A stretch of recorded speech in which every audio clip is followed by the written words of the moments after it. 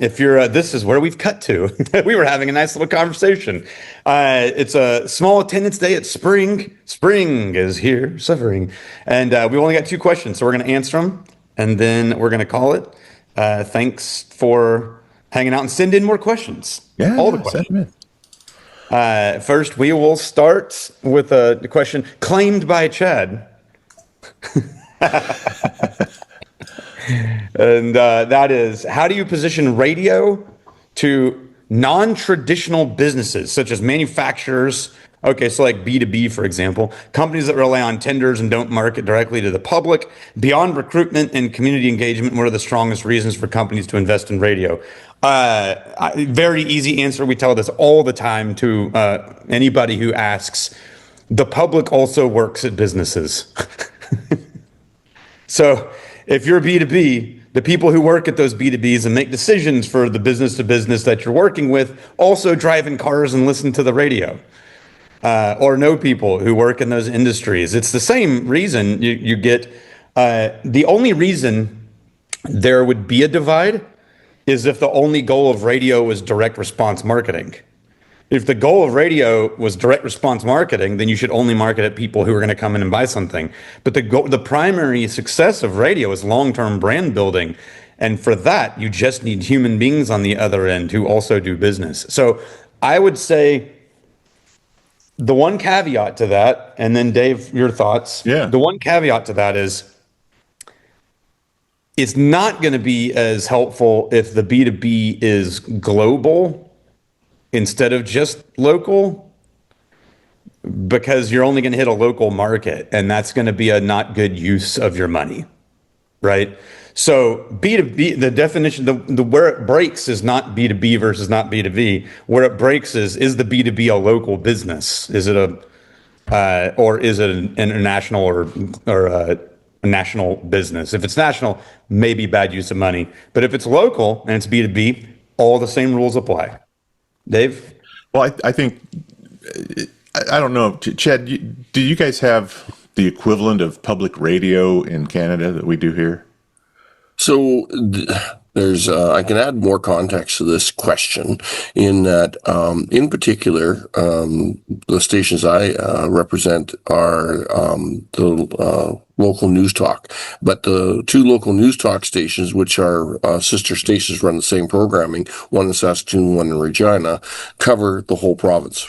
Like our signal basically, by being on our radio station, you cover the whole province. Okay. And so, we go after non-traditional business, because Saskatchewan's booming and there's a lot of businesses that are coming into Saskatchewan. And so we want to make sure that people are knowing that there's businesses here. So I think that's the challenge we're having is that we get that, to Daniel's point, we get that, we're business to business, right? But, a lot of the businesses that we're going after are wanting to talk to the new businesses that are coming into the marketplace or need to talk to the new businesses because they're growing too. So there's few. Here's the thing that I would say, like, this is conjecture, not math. I wonder if there's real data on it, but there is nobody that spends more time in a vehicle potentially listening to radio than tradespeople. Right. The odds that you reach tradespeople in any area who spend the majority of their life driving around in a vehicle, radio is perfect for that. Yeah. I mean, better than anything. With humans, normal people, we have to catch them going to and from work or to and from lunch. With tradespeople, we've got like a 9-hour window. The reason I asked about public radio is they do a thing all day long where it's, you could call it community engagement, but it's underwriting. And so if you have programming that these non-traditional or manufacturing companies believe in and want to make sure it stays on the air, then pitch them an underwriting. Don't call it sponsoring, but today's business report on our talk station is brought to you by such and such mining company, because they're a part of the community and yada, yada, yada. That's right? the community approach for sure. It helps them understand, it helps people understand who they are and how big they are and how important they are. You don't want to word it quite that way, but it's really about having them maintain a presence, especially if they're in sort of an invisible business like manufacturing, right? Nobody drives by a factory and thinks, oh yeah, they're making widgets for Caterpillar in there. I don't know, but if they talk about it in such a way that they're providing support for things that they believe in, whether that's programming on your stations or something else in the community, they're keeping that top of mind awareness, and I think that's the only way you can get them to advertise. And you can do it like I would make it a long-term deal, right? How would you like to be the underwriter of our business news report every day for the next 52 weeks? Lock them in, make it something that you don't ever have to change. You don't have to keep writing new copy. You really have an underwriting statement as the ad, and I think that is the only way to do it, and the community engagement. So it could be a business report, it could be sports, it could be just about anything that they believe is a really good thing that you're doing. I agree with that with the big corporate ones. On the smaller level, if they're still selling to a local other company, right? Like if you're effectively like a Home Depot, but you almost exclusively work with the building trade, but you're working with local builders, then you could write ads just like you can for any other client. There's zero difference. You just change what you're talking about, and you address the people coming in and buying lumber and supplies instead of the people buying the homes. Yeah, I agree with that. As you said earlier, Daniel, every business is full of people, and it's the people inside the business that make decisions. It's not the company. And so there are people making decisions to buy from people that work for these companies, or to work for them, or to engage with Tad, them. does that feel like a full answer to your question? Yeah, it gives me some different chunks, right? Good. Branding chunks that I can talk to them about.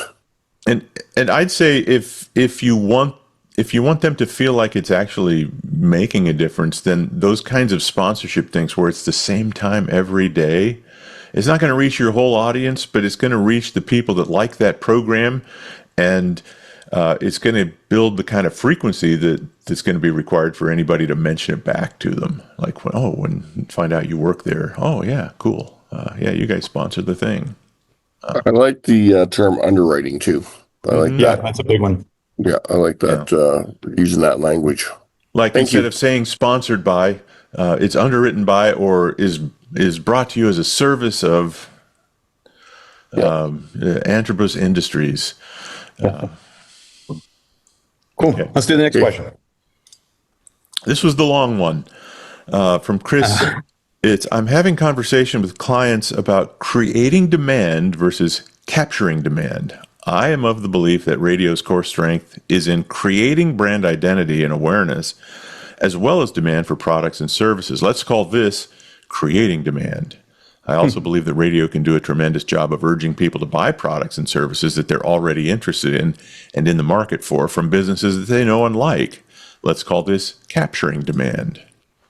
There's a school of thought that suggests that radio is great for creating demand and that digital can cover the cost of capturing demand. I understand that there are always outliers, but do you believe I'm correct in my line of thinking that radio does a great job of both, or do you feel differently? How might you go about speaking with clients about this, and what suggestions might you offer your clients on ad placement and management? Well, you just came up with new words for the things that we've been teaching at Wizard Academy for 20 years. Brand identity and direct response marketing. That's what you just described. Call to actions.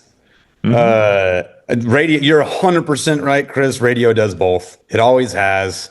It always will. The problem comes when people's too many ads are capturing demands and not enough are creating demands.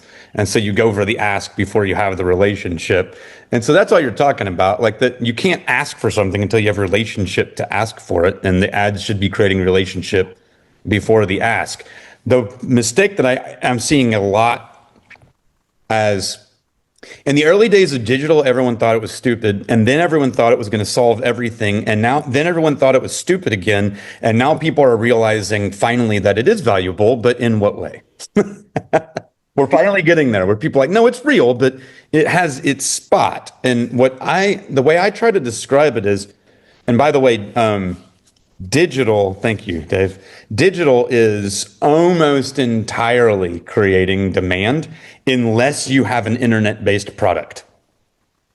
If you have an internet-based product, you can do some pretty effective like requests and call to actions. But if you're a local restaurant or you're a local, hairstylist or whatever, then digital also needs to be the same breakdown as radio.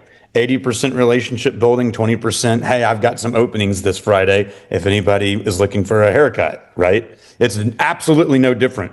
And so it needs to be, and it's not a separate thing.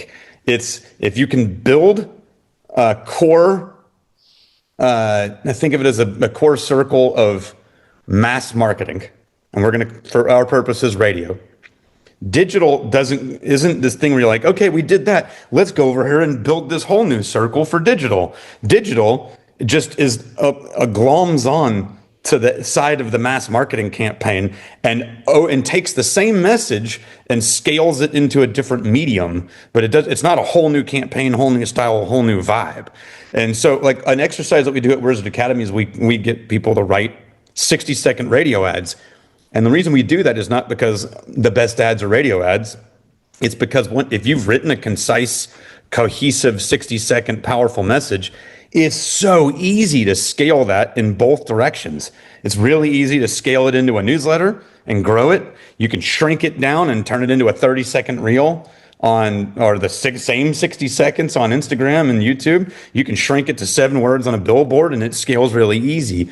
So if you create a really great, successful radio campaign, you should be developing the same thing on social media.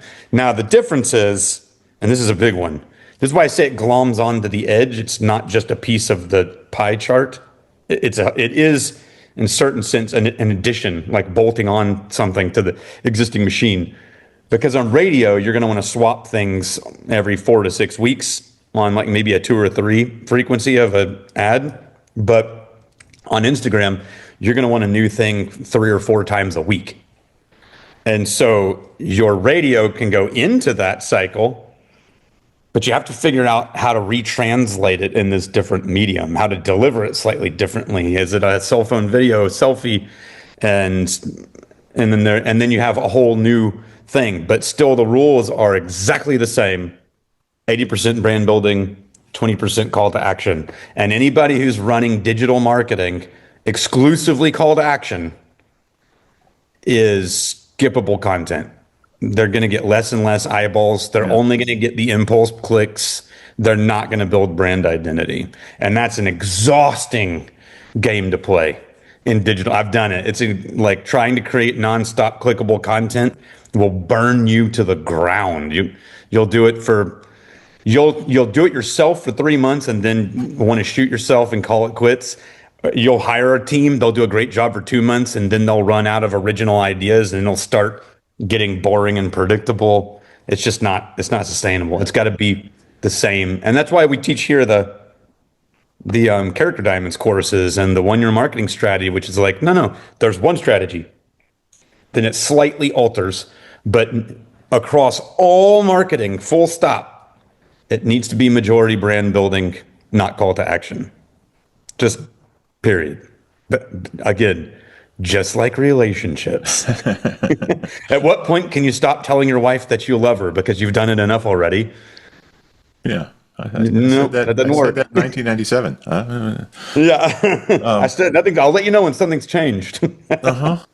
I would add one nuance to this conversation, and that is that you run a risk of losing out on something when you include awareness in your broad definition of creating demand.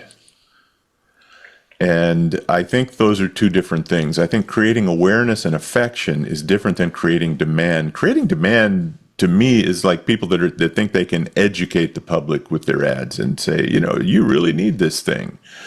But for the most part, like we know the businesses that are out there, and I tell people all the time, there's no ad I can write for you that makes you need a plumber. I can't create the demand for plumbers. But I can make you like my plumber, right? I can make you like him. I can make you think of him when something weird happens in your house and you need a plumber and you go, you know what? I like that guy. I think I'll call that guy. That's the only time that demand comes into it, because there's no demand till you actually have that need. Now, again, you got to take the kind of category you're in to heart as well. Like creating demand for food is pretty easy because we get hungry pretty quickly after we eat, right? But once my pipes are fixed, I don't need a plumber now for a while. So demand is on this weird time frame that's tied to the